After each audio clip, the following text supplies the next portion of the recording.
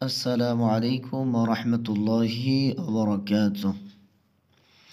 এসো আরবি ইবারত শিখি এর ৭ নম্বর পর্বে আপনাদের সকলকে স্বাগতম।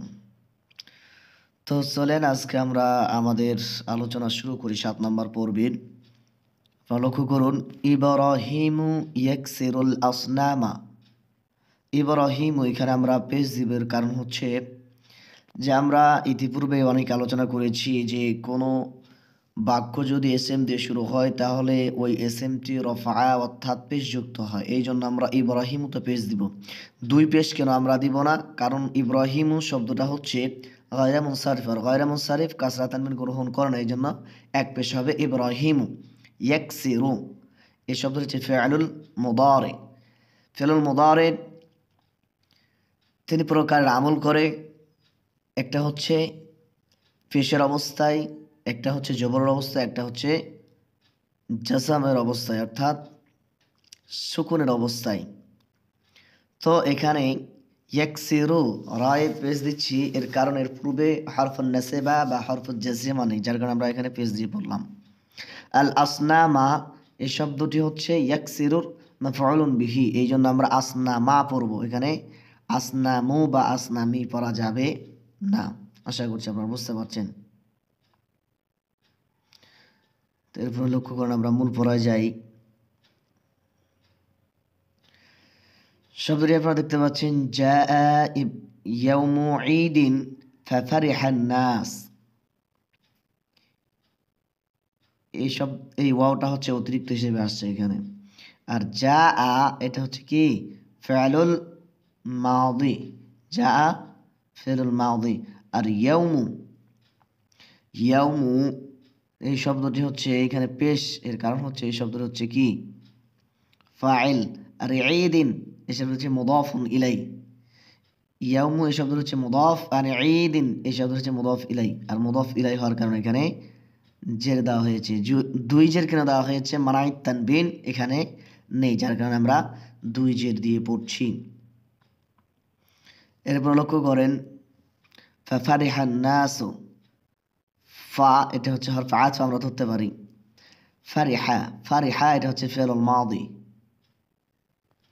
আর আন্নাসু এই যে এখানে পেশ, এই পেশ দেওয়ার কারণ হচ্ছে যে ফারিহা এই ফেল বা ক্রিয়ার ফাইল বা কর্তা হচ্ছে আন্নাস, এই জন্য এখানে কি দেওয়া হয়েছে? পেশ দেওয়া হয়েছে। এরপরে আপনারা দেখেন যে খরাজান নাসু লিল ঈদি ওয়া খরাজাল আতফালু ওয়ালিদু ইব্রাহিমা ওয়া ক্বালা লিইব্রাহিমা। খরাজা, এই যে খরাজা শব্দটা দেখতে পাচ্ছেন, এই খরাজাটা হচ্ছে ফি'লুল মাদি ওয়াহিদ মুযাক্কার গায়ব সিগা।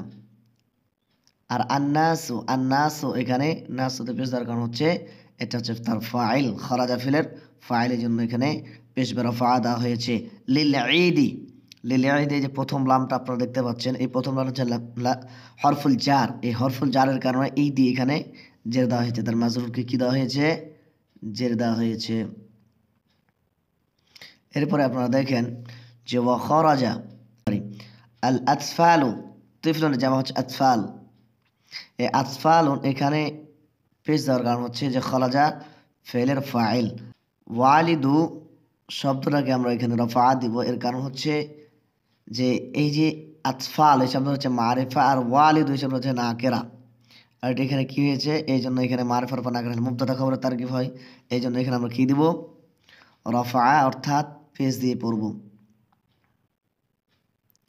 ইব্রাহিমা, এই যে ইব্রাহিমা, ইব্রাহিমা এখানে মূলত হালতে জারি অর্থাৎ জেরের অবস্থায় আছে। তারপরে এখানে জবর দেওয়ার কারণ হচ্ছে যেটা হচ্ছে গায়রে মুনসারিফ, জেরের হালতে জবর গ্রহণ করে। তাহলে ওয়ালাদু ওয়ালিদু এটা হচ্ছে কি মুদাফ, আর ইব্রাহিম এটা হচ্ছে মুদাফুন ইলাই।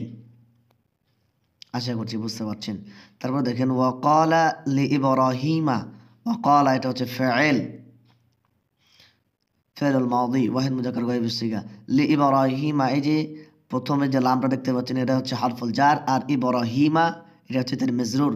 মাজরুর হিসেবে এখানে জের হওয়ার কথা ছিল গায়রে মুনসারিফের কারণে এখানে জবর দ্বারা প্রকাশ করা হয়েছে। আলা এটা হচ্ছে কি হরফ তাখরুজু, খারাজা ইয়াখরুজু তাখরুজু, এটা হচ্ছে কি ফিল মুদারি।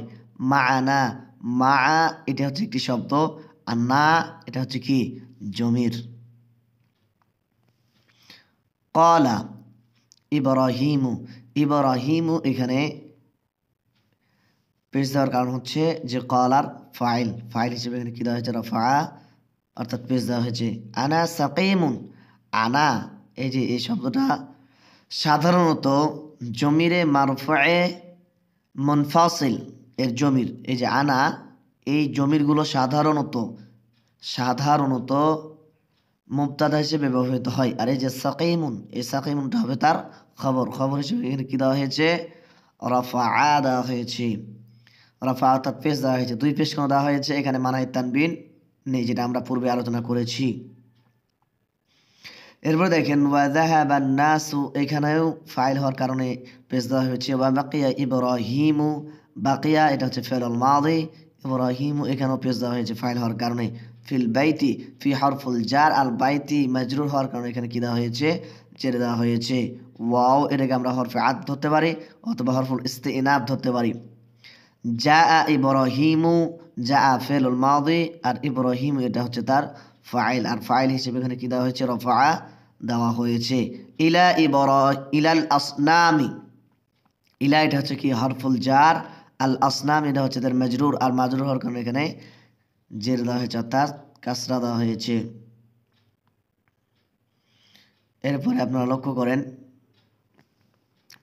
যে ওয়াকালা লিল আসনামি, এই যে ওয়াকালা এটা হচ্ছে কি ফেল, আর লিল আসনামি এই যে লাম, প্রথম লামটা হচ্ছে হরফুল জার, আল আসনামিটা হচ্ছে তার মাজরুর, আর মাজরুর হওয়ার কারণে আসনাম শব্দটি মাজরুর হওয়ার কারণে জের গ্রহণ করেছে। এরপর দেখেন আলা তাতাকাল্লামুনা আলা তাসমাউনা, এই যে আলা এটা হচ্ছে কি একটা হরফ, তাতাকাল্লামুনা এটা হচ্ছে কি ফি'লুল মুদারি, হরফুন নাসিবা বা হরফুল জাসিমা না থাকার কারণে এখানে আমল করছে না। হরফুন নাসিবা বা যদি হরফুল জাসিমা হতো, যদি পূর্বে আসতো, তাহলে এই যে শেষে নুনে এরাবি, এই নুনে এরাবিটা কি হয়ে যেত বিলুপ্ত হয়ে যেত, পড়ে যেত। তো আশা করছি এটা হচ্ছে জামা মুজাক্কার হাজারের সিগা বা জামা মুজাক্কার হাজারের সিগা। আলা তাতাকাল্লামুনা আলা তাসমাউনা ফি'লুল মুদারি। তো আশা করছি আপনারা আজকের ইবারত থেকে মোটামুটি আপনারা যতটুকুই আমি পারি জানি এতটুকু থেকে আপনাদেরকে বলার চেষ্টা করেছি। তো আপনারা সকলেই ইবারতগুলোকে ভালোভাবে পড়বেন।